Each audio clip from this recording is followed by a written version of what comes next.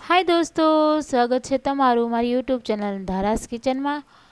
तो दोस्तों आज हूँ तमारी साथे शेर करीश उनाळानी गरमी में पीवा माटे ठंडू ठंडू द्राक्षनु ज्यूस जे बाळकोने खूब ज भावशे। तो चालो बनाववानी शरूआत करिए द्राक्षनु ज्यूसनी रेसिपी। तो मैं जे લીલી દ્રાક્ષ આવે છે તેનું આપણે જ્યુસ બનાવી રહ્યા છીએ। તેના માટે મેં આવી રીતના દાણા કાઢીને દ્રાક્ષ લીધી છે, ફુદીનાના પાન, સંચળ પાવડર, ખાંડ, લીંબુનો રસ, મરી પાવડર અને શેકેલા જીરાનો પાવડર। સૌથી પહેલાં આપણે દ્રાક્ષને પીસવા માટે એક નાનું મિક્સર જાર લીધું છે। તેની અંદર હું ફ્રેશ એવા લીલી દ્રાક્ષના દાણા ઉમેરી દઈશ। તો મેં દાણાને ધોઈને જ લીધા છે।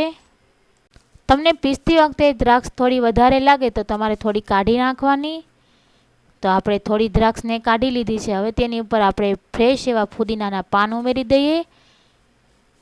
તો પાનને પણ મેં ધોઈને સારી રીતના લીધા છે। તેની ઉપર 1 ચમચી ખાંડ, દ્રાક્ષ ખાટી હોય તો ખાંડ તમારે થોડી વધારે ઉમેરવાની।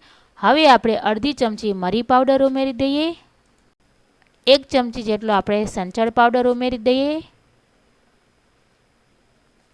1 ચમચી શેકેલા જીરાનો પાવડર, તેનાથી દ્રાક્ષના જ્યુસની અંદર ખૂબ સારો ટેસ્ટ આવશે। હવે અડધા લીંબુનો રસ ઉમેરી દઈએ। દ્રાક્ષ મીઠી હોય તો તમારે જ્યુસ બનાવવા માટે અડધા લીંબુનો રસ ઉમેરી દેવાનો। તેનાથી ખાટું મીઠું જ્યુસ બનશે અને બેલેન્સ જળવાઈ રહેશે। તો હવે બધું પીસી લઈએ। તો દ્રાક્ષ એકદમ સરસ પીસાઈ ગઈ છે, તમે જોઈ શકો છો। તમે આવી રીતના પણ સર્વ કરી શકો છો।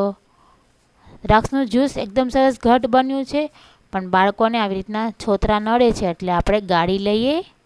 તો જ્યુસને ગાળવા માટે મેં આવી રીતના એક બાઉલ લીધું છે। તે બાઉલની ઉપર હું આવી રીતના એક ગાણી મૂકીને જ્યુસ ગાળી લઈશ। તો આવી રીતના તમારે ગાળણીની મદદથી ગાળી લેવાનું। તો દોસ્તો તમે જોઈ શકો છો મેં બધું જ દ્રાક્ષનું જ્યુસ ગાળી લીધું છે, એકદમ સરસ ઘટ લાગે છે। હવે આપણે આમાં બીજા કોઈ પણ મસાલા ઉમેરવાની બિલકુલ જરૂર નથી। ફુદીનો તમે પીસતી વખતે પણ ઉમેરી શકો છો અને ઉપરથી પણ ઉમેરી શકો છો। તો દોસ્તો આપણું દ્રાક્ષનું જ્યુસ એકદમ તૈયાર છે, તેને આપણે સર્વ કરી લઈએ। તેના માટે મેં 2 ગ્લાસ લીધા છે। તેની અંદર હું બબે બરફના ટુકડા ઉમેરી દઈશ। તો બંને ગ્લાસમાં આપણે જ્યુસ બનાવ્યું છે દ્રાક્ષનું તે ઉમેરી દઈએ। તો દ્રાક્ષનું જ્યુસ આપણે ગ્લાસમાં ઉમેરી દીધું છે, તેની ઉપર આપણે થોડો ટેસ્ટ સારો આવે તેના માટે શેકેલા જીરાનો પાવડર ઉમેરી દઈએ। બંને ગ્લાસને આપણે ફુદીનાના પાનથી ડેકોરેટ કરી લઈએ।